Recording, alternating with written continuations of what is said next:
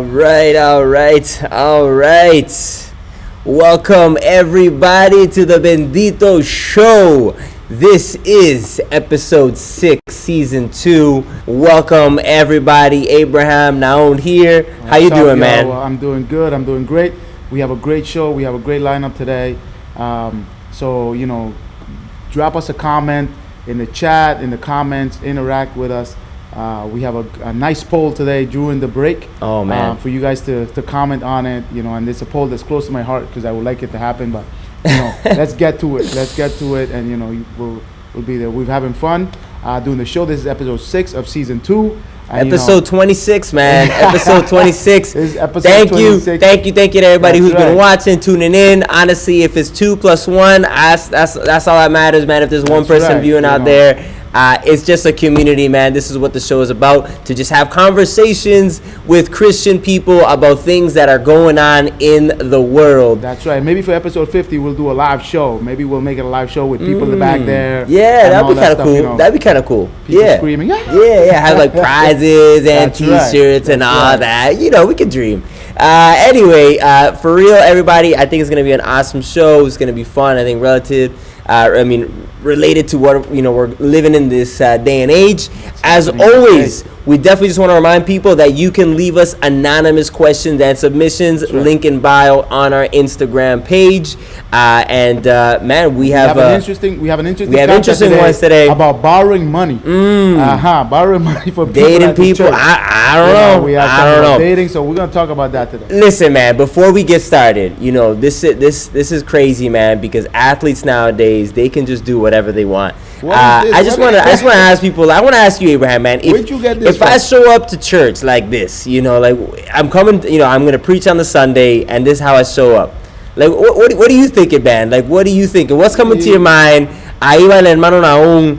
Llega ahí. I'm the wrong person to ask that because I am of Sunday best, traditional Sunday best, what has been established for thousands of generations. Suit and ties, that's my thing. However, if a preacher shows up like this, I'm not going to judge him by I'm going to listen to what he has to say. I'm going to be cautious a little bit, but I'm going to listen to what he has to say, because you never know. This man could be sent from God.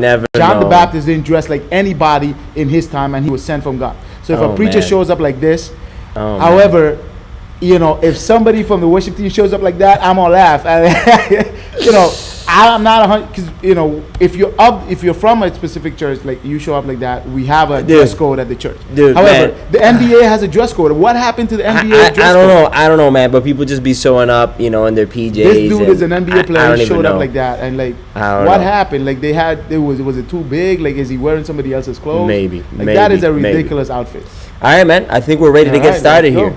All right. Well, you already know we got a new topic every single week, various ones, and we also got our good old timer. So let's get this popping.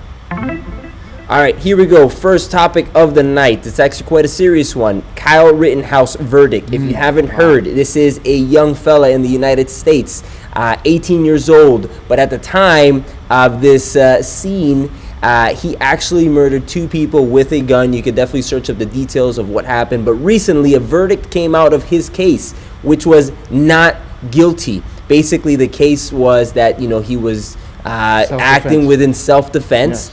If you haven't heard about this, definitely search about it. We're not going to get into necessarily the details of why he's not guilty or if he should have been within the law system. But my question today is, how should Christians react, though? After we see that this gentleman kills 2 people and there is no consequences for him. Well, the thing is, so we got to give a little bit of detail. He was at a rally. He was at a black protest rally, at a BLM protest, because a cop from Wisconsin had shot Jacob Blake in the back. He was at the rally, and he was there trying to support the black. He was trying to support the police. What they say. He was trying to support the police with a group of other guys that also had guns. Apparently, they were vigilantes or whatever. Yeah. So it's like social justice. And in Wisconsin, I think it's legal to open carry. So they were there with the guns, and then some dudes chased him, and then he killed 2 people. He killed 2 other white dudes. That's important. That's an important detail. It is. If he had killed, I feel a lot of people are well aware of what the case and what's going on. The thing is that what would have happened? I mean, how should the church react? I think you know, God is just, right? So God will serve justice. God knows the intention. God knows everything about the case. So let's say that within the law, what happened here is okay. He Right, really was self-defense, not within the law. guilty, right? Right. Now, what is the problem is that if that guy wasn't white and he was carrying that gun, That's the problem. If he had been a black man, I believe that they would have shot him on sight.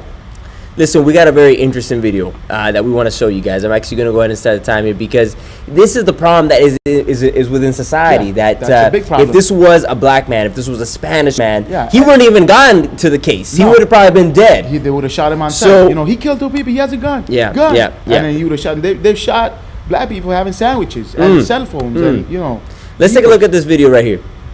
What's up, guys? SKS14 here. We're here with Warren. Walk me Hey, through this, Warren, Abraham. what are we Okay, doing so today? this is a group of guys that did a social experiment where they had a white guy walk down the street with a rifle, and then they had a black guy do the same thing, and look at the reaction from police when they did this. So here's that white guy.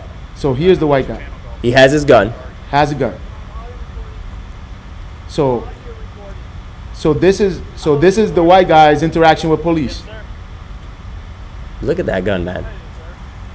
Nice and calm. Asking for ID, nothing crazy. Nothing crazy. All right, let's fast forward here to see. Oh man, y'all can already see this. And this is the black guy. So he's just walking. He's I just mean, we already same caught a gun, glimpse same there. gun. Fast forward here a little bit. Same test, That's the same gun. same gun, same state. Right. Wow. and look what happened there. Right. Pulled out the gun right away. No questions asked. They just said get down right away. You know, it's an open carry state. So what do we do about this? Well, I there's mean, nothing this we is can do. obviously This something is- that's happening every single day. It's This more is prevalent in the United ingrained States. in the in the U.S. Like it's ingrained in the system already. Like it happens in Canada too, just not as often. So should Christians be standing up though against Yeah, this? we should stand up against it. And you know what? Not Are enough people standing up? Because again, maybe this kid was, not guilty, and maybe they were like, What oh, was you know he what? doing If it at- was a black what guy, I'm maybe saying he is, wouldn't have what been. was he doing at the protest with a gun? They claim that he was there defending the businesses or whatever. I get it. However, if it had been somebody else who's not Caucasian, the story would have been completely different. Yeah. And that's where the problem is. That system. I mean, we're not saying anything new. Everybody knows about this. However, Yeah. when the verdict came down, a lot of people were hurt that this was the verdict, and a lot of people are gonna say, no, we can't speak to the lawfulness of the verdict and all that other stuff. I saw Yeah, some of the videos yeah. of the case, and like the judge was very, very harsh on the prosecutor Yeah. during yeah. this case. So Look, I think final words on this: racism is definitely something that's Yeah, it's a- prevalent. it's It's a real. big Us who are Spanish, we feel it. Those who are, African but I'm gonna tell American, you they something. feel it as I'm gonna well. tell you something. A lot of it too. I'm not gonna say that black people bring it up on themselves. We don't. However, we already know that this exists, right? We Okay. already know. Okay. So So you feel like we should act a little bit more well, conservative? I say we, but I throw myself in there, We should act different, like black, Latinos, Indians. We should act different. If you I get don't stopped by know. the police, people keep asking, "Can I have your license and registration?" Well, what you stopping me for? I have rights, dude. Just give the man. But that's the thing. Get it. You It's not right. You shouldn't have to, right? Shouldn't have to. Okay, but I'm gonna die and leave my family stranded just to prove a point. I'm already dead. It doesn't matter what happens to the guy after. Interesting. I'm Let us already know in the 6 feet comments under. if you agree with So, Abraham there. what? Just do what you have to do to stay alive. Listen, Next, next, deal with it after in court. well, we can pick this up again in the break. Next question here that we have, or next topic, is a student from Western. I won't start the time yet because I got another video to show y'all here. Very interesting. Happened again in the last few days. It's in a Canadian university. This guy was handcuffed in the middle of class and expelled because he isn't vaccinated, right? Kind of the opposite, right? We see Right. somebody here who killed 2 people. Sure, it was Right. self-defense, was able to walk away free. Whereas this guy, he's just trying to have, something that should be only affecting him, I would say. This student from Western University has been expelled from the school after a showdown over the COVID-19 vaccine policies. Take a look at After this. repeatedly Look at being this. warned of the trespass on campus and removed 3 times, Harry Wade, 22 years old, was expelled on November 18th. Here you can see campus police leading Wade out in handcuffs.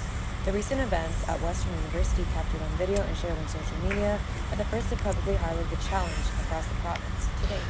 Talk to me about this, man. I- Because, like, okay, so he was warned. He was warned Yeah, 3 multiple times. times. Multiple times. Yeah. Right? And he's saying, listen, I'm not going to get vaccinated, but I want to still be But able to you go to can't school. because that's a private university. Like you can't. It's a private But institution. where do we draw a line of being able to stand up for your rights? Right? I get it. The example you just gave about, a black man standing Yeah. up, potentially, gotta laying do down what their you gotta lives. do to stay alive. Okay, that seems like there's more risks there. But here, you're talking about something that Listen, I don't know. So this is the thing. If you ever heard the phrase, the first person through the wall is the bloodied person, and then everybody else just walks. I've through never the hole. heard it, but I get it. Everybody else just walks through the hole that Yeah, person yeah, created. yeah. Right? So, do you want to be the bloody person? This is not going to change. A lot of people have fought this vaccine thing, and it's not going to change. The government is pushing this, whether they're right or wrong. We're not going to discuss that, but they're pushing this vaccine thing, and if you don't comply with it, just don't go to those places. That's all it is. That's all it is. Like, if you're not vaccinated and you want to go to a restaurant, well, the restaurant policy is that you get vaccinated. I think those are private businesses. I think what people tend to argue here is that when does it become too much? When does it, when should a I Christian, think it really becomes be able too to much stand up? when they start telling you that you cannot be in public without this vaccine. But private establishments is private establishments. Yeah, They make the rules. Yeah, they make the rules. Like, I know this gym vaccine. I went to a restaurant and there was a guy who did not have both vaccines and they let him in. I'm not going to mention the restaurant, but they let him in. Yeah, And he sat and he that's- ate.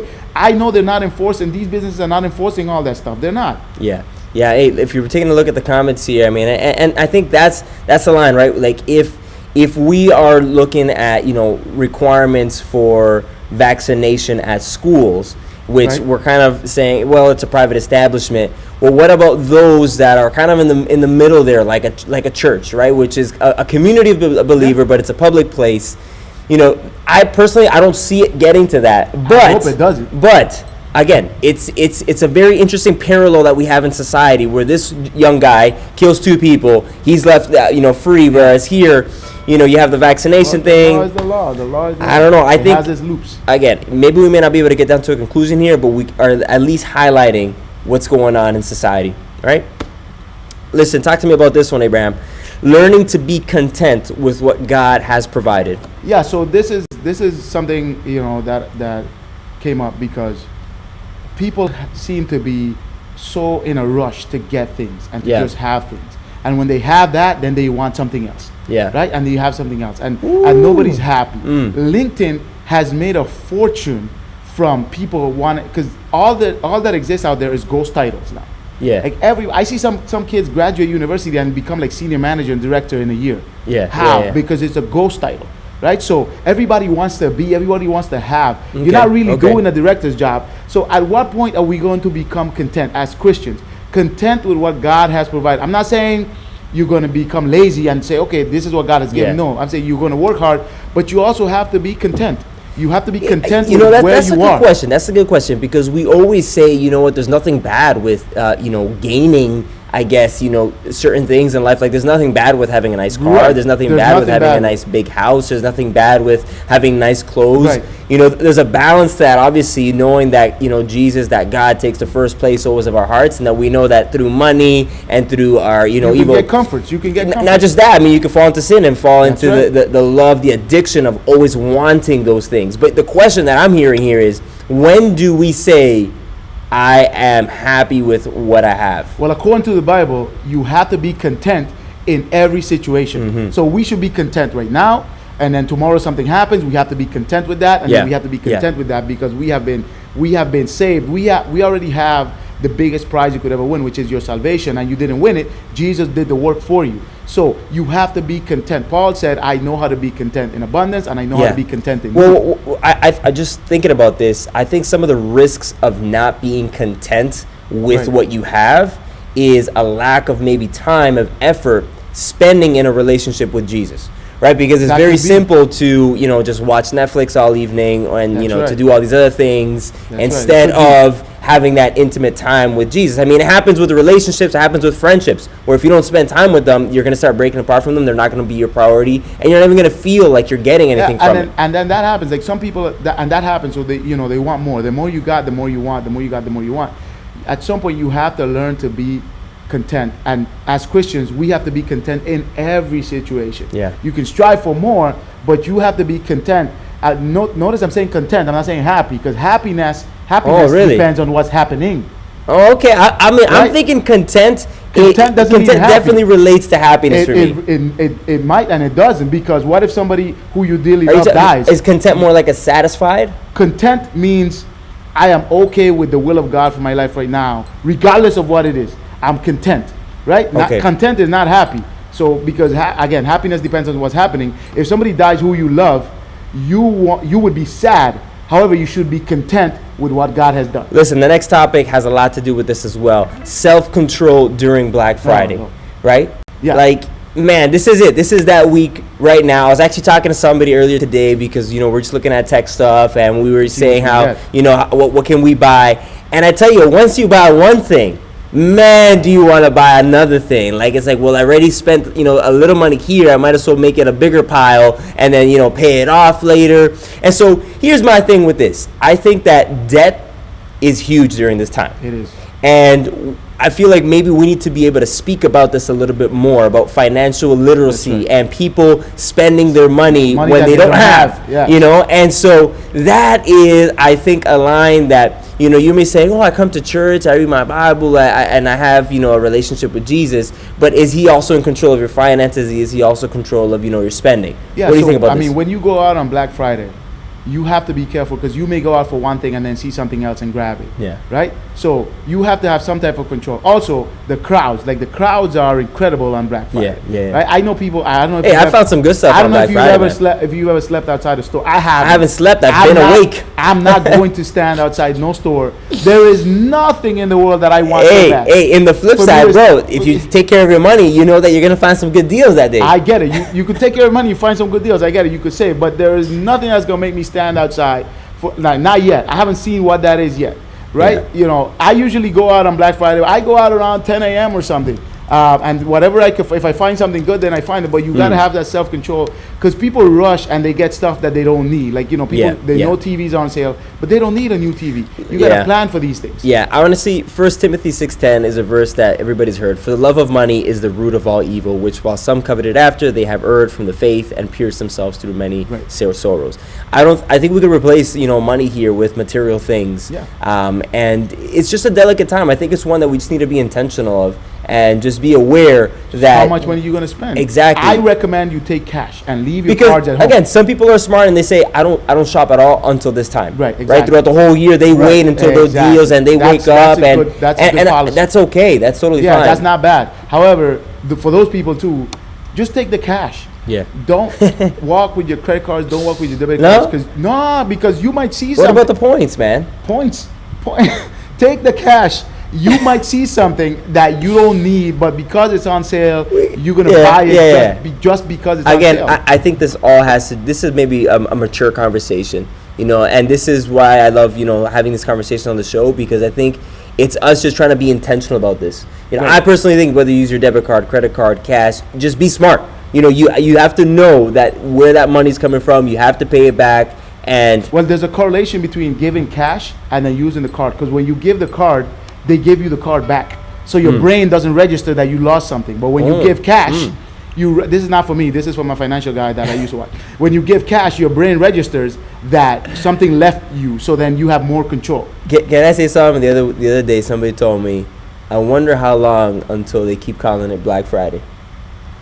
They should keep calling it Black Friday. Why? I know. You know how it is. You know how society, because this is black. I don't know. Or whatever. No, I don't know. Is that true, man? I had no idea about that. That's the same thing I was saying the other day about the Aunt Jemima. We should talk about that. They removed Aunt Jemima from the pancake box. Yeah, man. Because it was supposed to. Now what's it called now? I don't know. Some Betty something. And then they removed the Quaker guy. If the lady used to make pancakes, I get it, the history and all that other stuff, but we're taking it too far. We're taking this cancel thing. I do agree that we take cancel culture way too far. Yeah. Hey, folks, this is the break.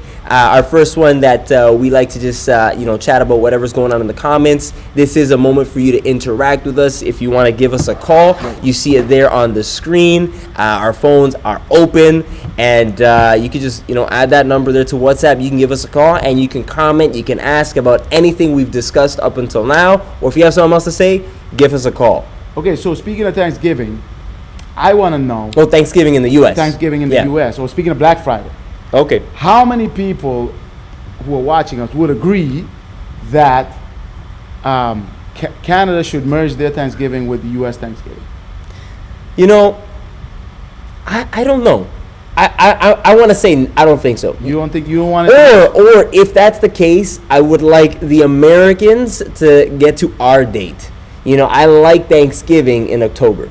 I just don't. Again, maybe I'm just used to it. Thanksgiving is supposed to be some kind of prelude to Christmas or something. Yeah, and that's my thing. Nothing like, happens. It's too short the window. After Canadian Thanksgiving, nothing happens. Everything happens after American Thanksgiving. I know. But in the U.S., the Americans drive the economy, and the reason why I say it is that a lot of Canadians go to the U.S. for Thanksgiving anyway. So why don't we just merge the holidays?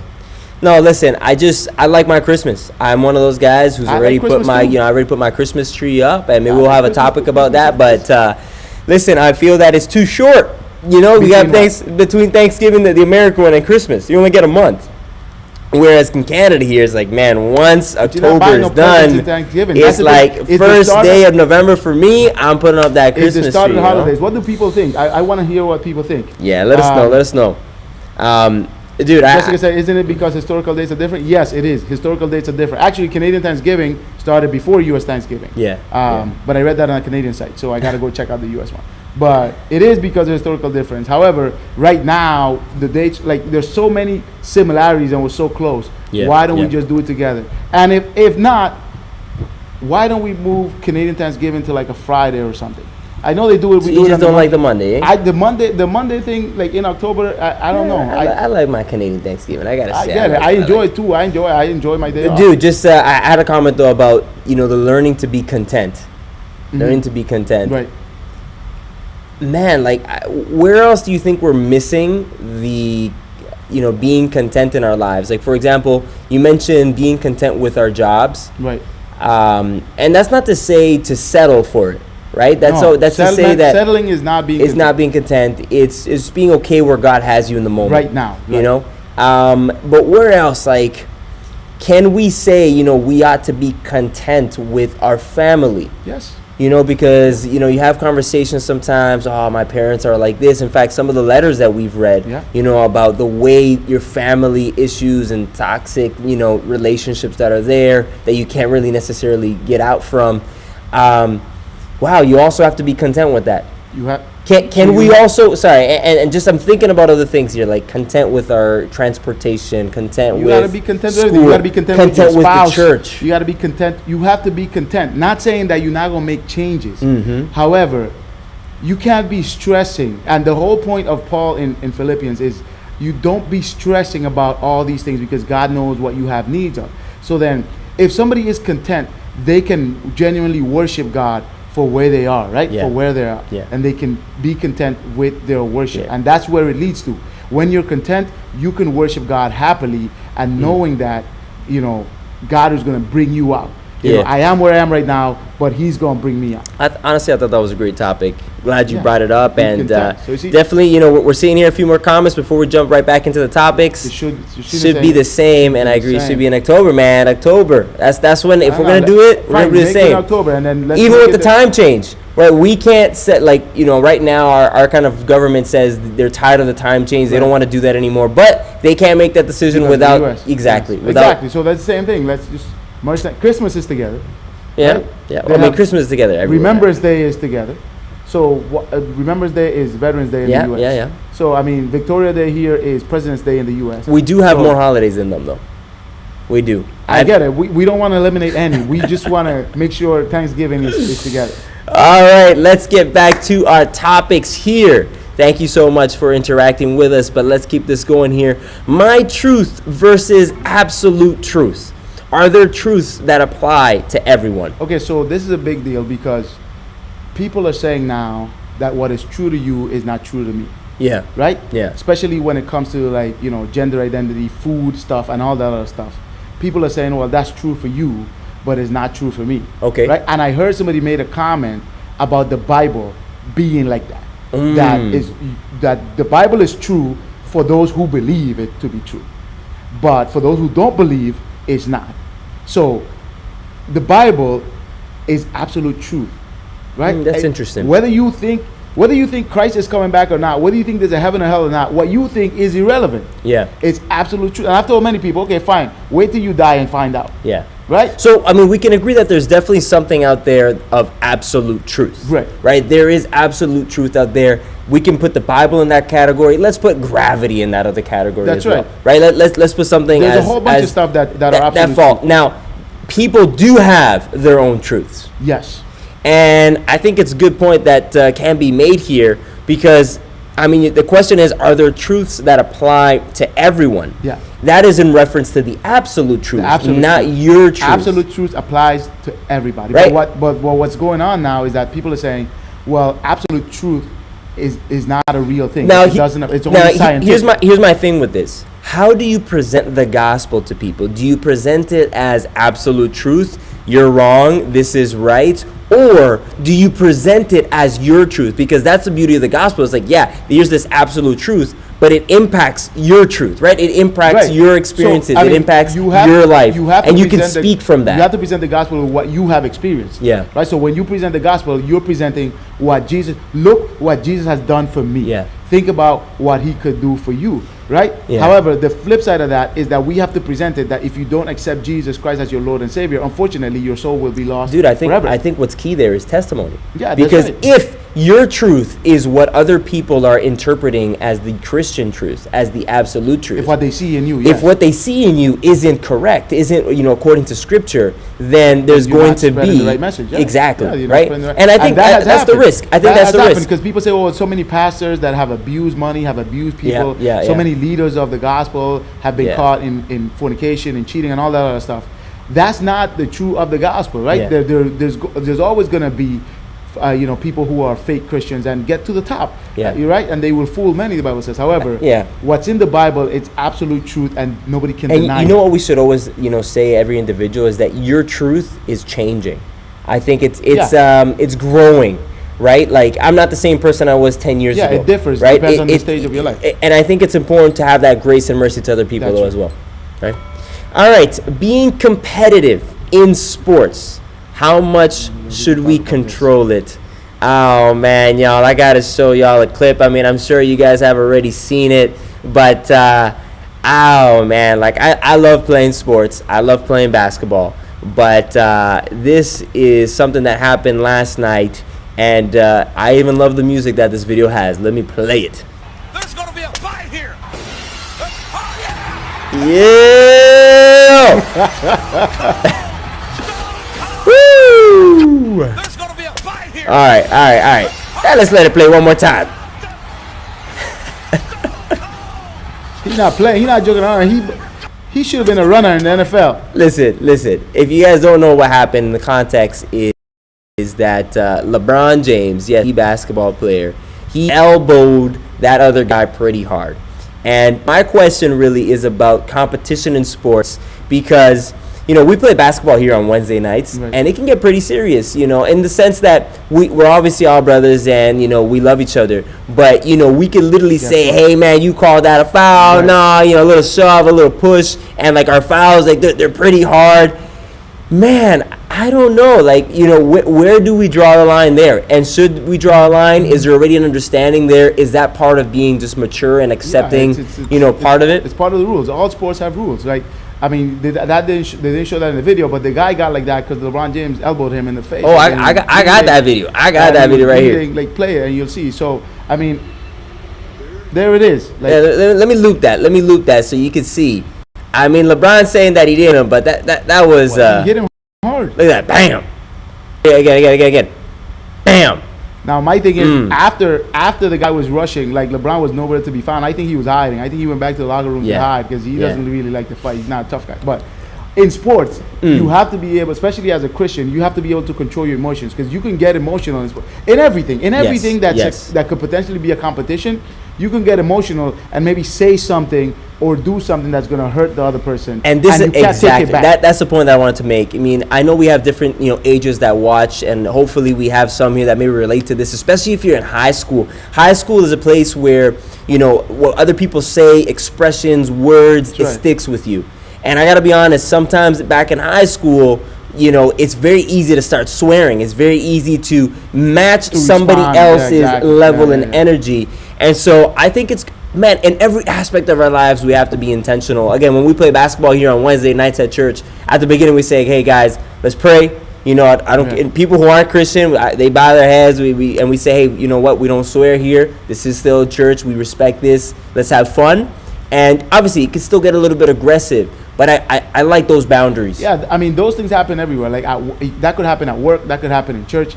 Like imagine at work, somebody lying on you Yeah. at work, and you have a way to get back at them, right? You kind of want to retaliate, like, and that competition, or maybe two people are vying for the same position. Like there's a promotion opening up, and two people are going for that same position, and they start airing out dirty laundry and doing things that they shouldn't be doing. As a Christian, you just have to do what the Bible says, and the Bible says love your enemies, and if somebody hurts you, turn the other cheek. I just want to read Proverbs 15:3. It says, "The eyes of the Lord are everywhere, keeping watch on the wicked and the good." That's right. And when I read that, I just remember leaving to high school in the morning, my parents reading, Proverbs to me, and those kind of verses, they kind of just stick to my mind, because it's like God is literally seeing us everywhere.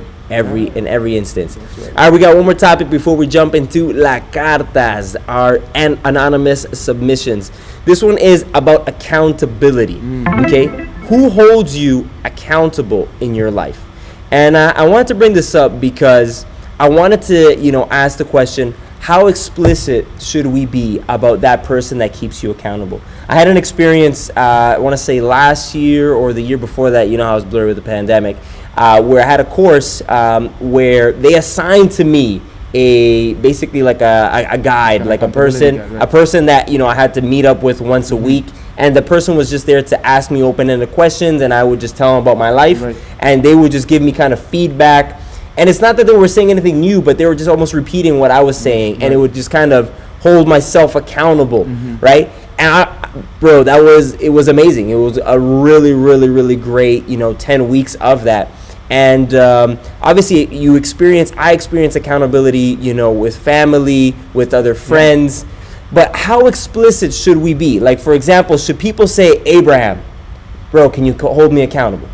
Yeah, people can say that. Like, you can say, like, especially in a church environment, to a church leader, somebody can say, you want to be accountable. Pastors have other pastors that are their accountability pastors, and they call them and be like, hey, I would like to talk to you about this, and they talk all kinds of stuff. That has to be confidential, though. That has to be very confidential, because it's not like a diet. Like I go on diet sometimes and be like, okay, I'm not gonna eat this for whatever long, and then my kids see me eating it, and they're like, oh, you said you weren't gonna eat no chips for 10 days or something.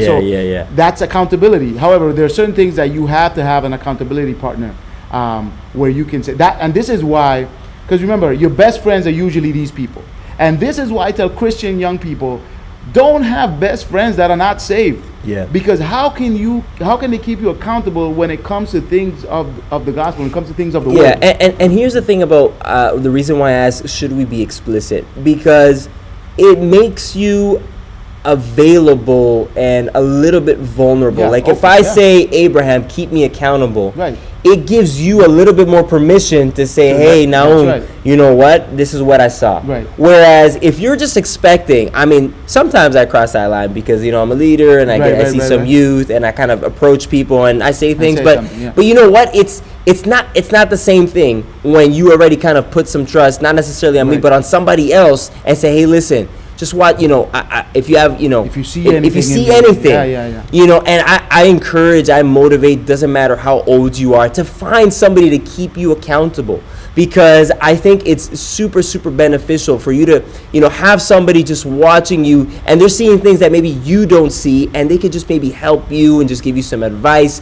They could also congratulate you, push you forward, motivate you, encourage you. And so I think accountability is huge. And if you can't find a human because you don't trust anybody, the Bible is there. Yeah, right? The Bible keeps you accountable. I think you can find a human. I think you can find a human. I think it's possible. And so that is it for our topics. We're going to jump into some of the anonymous submissions, but anything, stand out in terms of the topics. Again, if you also want to leave us a comment, give us a call. This is it right now before we jump into the submissions. All I want to know is what happened before LeBron James passed the guy. And then what happens after? You know what? They're playing again on Sunday night. Sunday night? Yeah, Sunday night. Really? They're playing again, yeah, in LA. Wow. Right. So everybody's That's gonna be a watching that massive game, and you know the ratings for that game are gonna be through the roof because people want to see what's gonna happen because this dude is big. Yeah, right? And he could seriously hurt LeBron James, who's always hurt anyways. So you know. Hey man, we're all the LeBron James defenders out there. Honestly, I think even in something like that, you know, you do something wrong, you hit somebody, man, having somebody that can keep you accountable and say, hey, yo, Bron, you hit him. I know you're saying that he's saying it was unintentional, but you know, I think there should be some people there advised that tell him, hey, man. Video evidence is almost no evidence right now because people deny everything. It's clear in the video he was swinging. Yeah. Right. So. I don't know, man. I again with the accountability one, I hope people take it serious because in the time that we live in, you know, everything is a little bit more virtual. Again, in North America, we're a little bit more split. We're a little bit more separated. It's a little bit more difficult for somebody to cross lines and say, hey, listen, I saw you doing this. I think we should be intentional with that and say, even go to your pastor or leaders if you trust them. If you feel that they're reliable people, if you feel like they've been people who give testimony, tell them, hey, listen, keep me accountable. I'm telling you, that's going to take you far. You can test the waters. You can start with small things and see if this person keeps it confidential, and then start increasing, and then you build that kind of trust. Yeah. Like, don't go right away, you know, pour your heart out to somebody, and then you hear all your business on Facebook all over the place, because you know people post stuff right away. So. All right, y'all. Well, it is time for some cartas. Again, if you didn't know, you can go on our Instagram page and you can leave us anonymous questions, and we are gonna go ahead and read through them. As Abraham said last week, we are going through this in order. So let's go ahead and tackle the first one here. Do you think it's appropriate for a brother in the church to ask a sister in the church for money, no matter what it's for? It's you know, I'm just so interested here as to why it was so gender specific. That's really what kind of caught my eye in this question. Again, do you think it's appropriate for a brother in the church to ask a sister? Maybe they weren't trying to be gender specific. Maybe they're just saying, hey, do you think it's appropriate for somebody in the church to ask somebody else in the church for money? I think that's how I would. Yeah, that's how I would phrase it. I would phrase this question, and my take is, no matter what it's for, that's a difficult one there. I think that you have to respect, even in your request, what you're asking here, in the sense that you should be able to go up to that person and say, listen, I need some money here, and these are maybe some of the reasons that why I need it. What do you think? I don't know. I think you shouldn't borrow money from anybody at the church, because, I mean, so many people have left churches because they borrowed money from somebody and the person wouldn't pay them, and then they go tell the pastor to be the mediator. Yeah, that is true. Right? That has happened. Oh, pastor, this person owes me money and they didn't pay me. You know, you should put them on this. But at the same time, you know, I have heard some very, very great testimonies of, you know, brothers and sisters helping each other out in the faith, because we are a community. That's you know, at the end of the day, we are here to help each other. So what I'm saying is, you gotta be careful with what you do, right? You gotta be careful with borrowing money from somebody. First of all, that person can go spit your business all over the place. Oh, he borrowed money from me. Because remember, when you borrow, you become a slave to who you borrow from, right? That's right. So why would you want to borrow money? But, you know, is it sinful to borrow money from a brother, from a sister? No. It's not a sin. It's just borrowing money.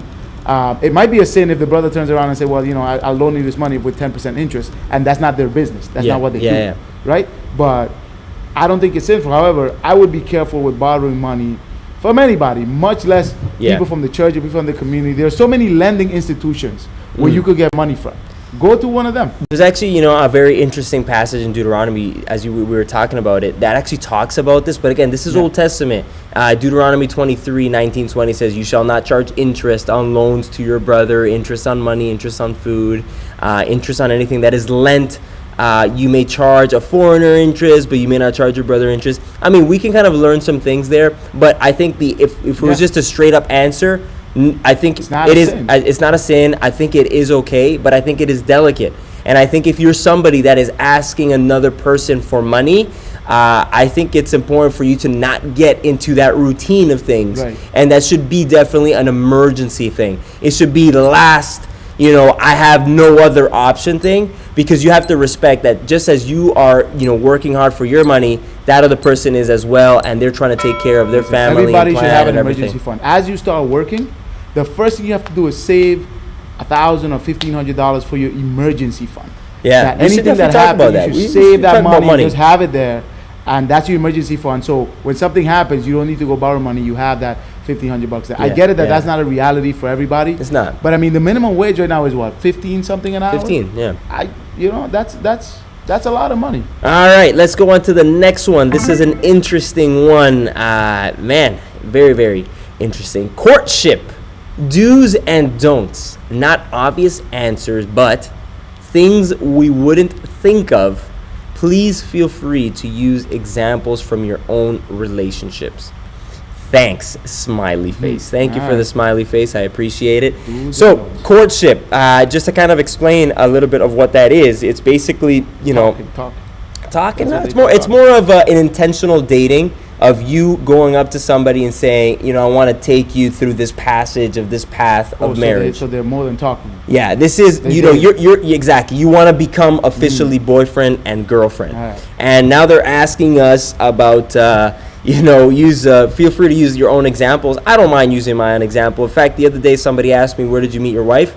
And I thought that was great that they asked me that, because it was a moment where I could say, hey, you know what? I met them at church. Yeah. I told them kind of just how we were friends and how we talked and how we spoke. Right.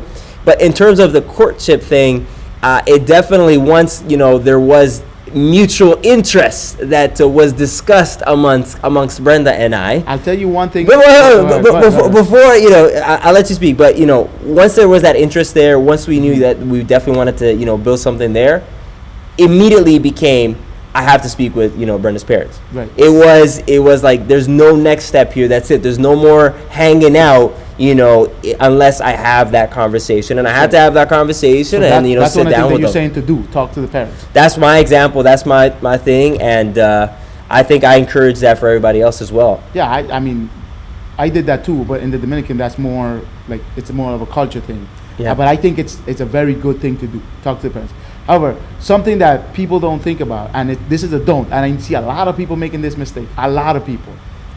Señor, people, don't buy each other expensive gifts when you're dating. Don't buy each other expensive gifts. Black Don't Friday do coming it. up. Black Friday is Take coming it up. off the cart Do now. not buy you should not be buying your girlfriend no diamonds.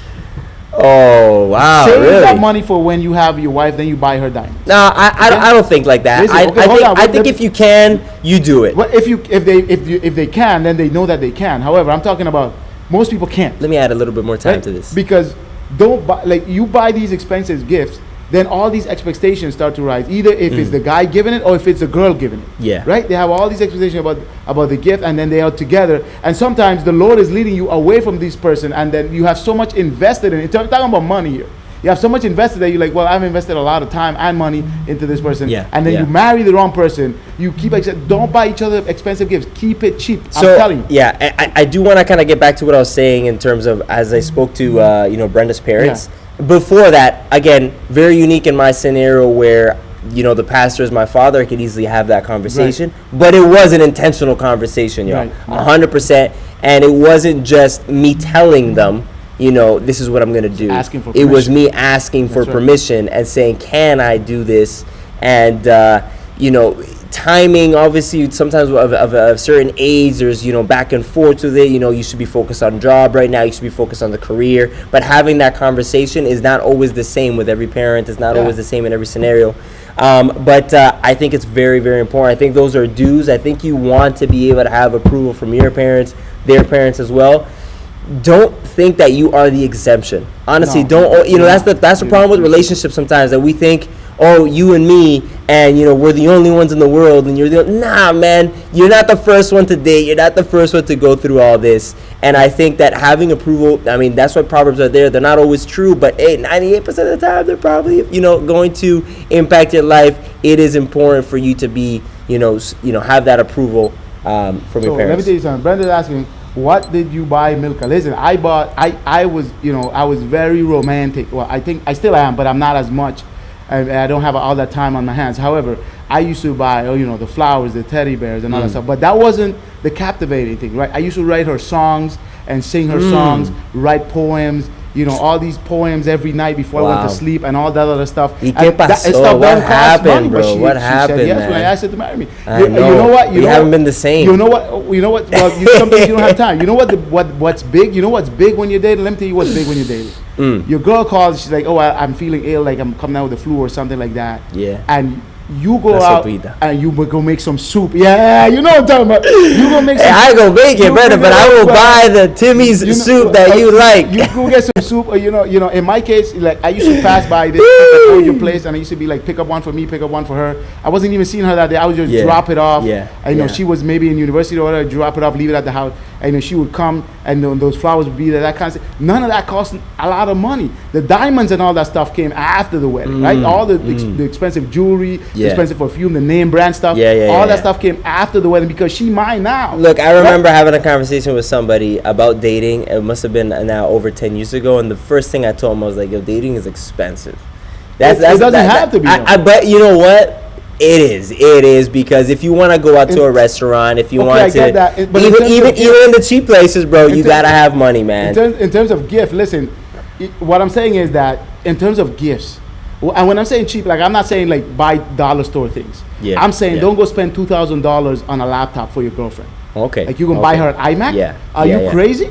Yeah, no, and I have seen that. I mean, because Mario's saying don't cheap out though. Yes, you can be creative, not spend much on a day, but it's okay to splurge a little bit. Yeah, one time we went to a restaurant. I spent like a lot of money. I spent like my whole check on that one restaurant. Because come on, man. They told me it was an expensive restaurant, and it was a nice restaurant. However, that's something that you share together. I'm talking about the gifts, like the gifts for Valentine's Day or for all that other stuff. Don't go spend all that money. Like, why? You imagine getting $500 earrings for your girlfriend? That, I find, to me, that's a crazy thing. I would say we'll move on to the next one, but again, I think there's a lot of things that you can think about do's and don'ts. Just don't try to be extra in the sense that you're the exception. Like that, I think that applies in so many ways. Like, you don't have to be the person that spends all this money, but you also don't have to be the person that doesn't spend any money. You guys are confusing the word, economical. Cheap is somebody who doesn't want to. What I'm saying is, don't splurge all that money. You know what this all comes down to? Accountability. Yeah, well, have somebody accountable. Listen, if you have a girl, I'm speaking from a guy's perspective. If you have a girl and you keep buying her expensive gifts all the time, she might be with you for the gifts. Like all these are things that you have to test when you're dating. That's true. Right? All these are things that you have to test. All right, I think that's called gold digger. Anyway, I was just reading 1 John 4:9-10. 1 John 4:9-10. Where it talks about God's love being shown towards us, and that He sent His Son Jesus Christ to satisfy His wrath against all sin, and met God's requirement for justice against sin. We all following along? And we were just talking about Jesus and what He paid. What's the question? My question is twofold. First one is, for Christians, what should be our motivation to not sin and to strive to fight against temptations to sin? I know it hurts our relationship with God, 1 John 1, but sometimes for me, personally, that isn't enough. Let's just finish the question here. The second question is, when we meet Jesus face to face, we are going to have to give an account for our lives and what we did. Doesn't that include sin? Okay. This is more of an easier question. Let's focus on the first one here, because I think this is a little bit more complex, because the answer is there, because, I mean, you mentioned it hurts your relationship with God, more so you're part of it, because it separates you from it, because Jesus and God are holy. They have nothing to do with sin. And we know that, I mean, I like to say it in Spanish, but I'll say it in English, la paga del pecado es la muerte. That's right. Right? I don't even know how to translate that right now. The wages of sin are death, is death. And so my thing here, I actually have something to say in terms of, it's more of a storytelling. Do you have something else to say before I No, I was going to say that the key there in your question is, but sometimes it isn't enough. You know why it's not enough? To know that your relationship, that sinning is hurting your relationship with Christ and fall into temptation. Yeah. You cannot decide for yourself, I'm not going to fall into temptation because it hurts my relationship with God. That's not enough. That's never going to be enough. Yeah. But Jesus gave us the key. Jesus said to His disciples, pray so that you don't fall into temptation. Yeah. There's a direct correlation between your prayer life and the number of times you fall into temptation. Yeah. If you pray, you're not going to fall into temptation. There is no other way. You could be strong-willed, you could be whatever. If you pray, you're not going to fall into temptation. That's enough. Prayer is enough to stop you from falling into temptation. Yeah, and again, the motivation to not sin is, I think it's just the division of you and your relationship with God. If you just go and read Revelations 1, 2, and 3, you'll find that there's different churches out there represented that are basically reflect us. That not everybody is where they need to be, right? And it keeps saying, if you have ears to hear, listen to the word, because there is that. I believe firmly that Scripture says you can get out of this path, and this is the way I explain it. I was actually just saying this this past Thursday. Jesus Christ came to rescue you from something you couldn't rescue yourself from. That's right. The best way I like to picture it is you're in a burning house. No fireman, nothing in this world can rescue it from it. Like, there's just no way. You know you're stuck in there. You're going to die. You know you're burning. And the only person that can go in there, sacrifice his life, and save you is Jesus. Right. He chooses to do that. Right. And he gets into the house and he says, Abraham, do you want me to save you? And you say yes. And he takes you out of that burning house. He puts you in his car, and you guys are now driving away from that burning house. But you're still here on this earth. You're still driving in that car. Jesus is driving. Right. You can see far back where he's taking you out of. But let me tell you, the door isn't locked. No, you can go back. You can get out of the car anytime.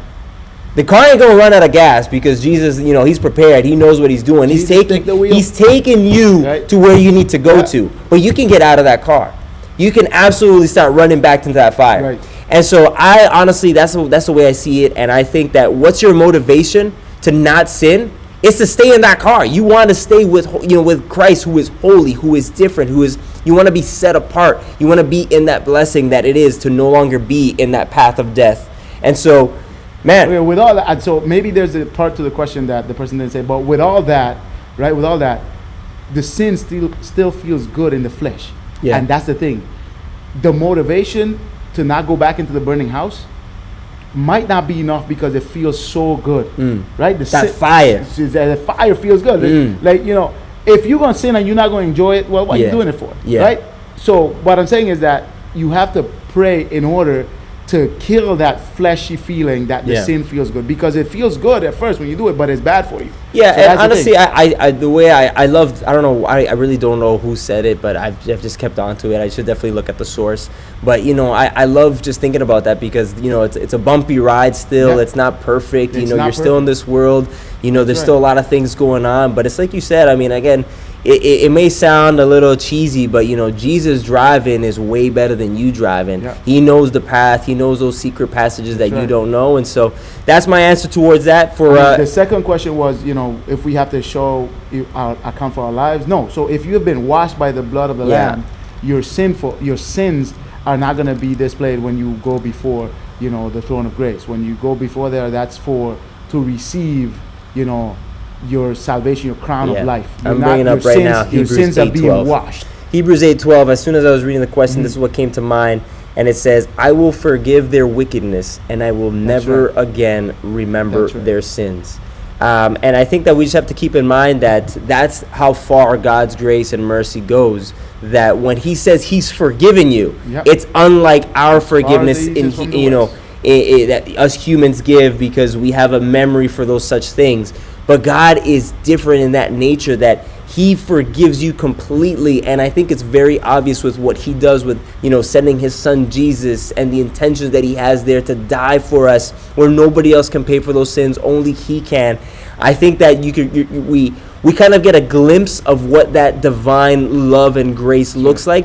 But sometimes we forget because we're so used to the human grace and mercy, which is filled with errors and mistakes. But I just want to remind you, according to Scripture here, when He forgives you, man, He's no longer thinking about that sin. He is, thinking about how He can take you from glory to glory. Humans remember, but God doesn't. That's right. That's right.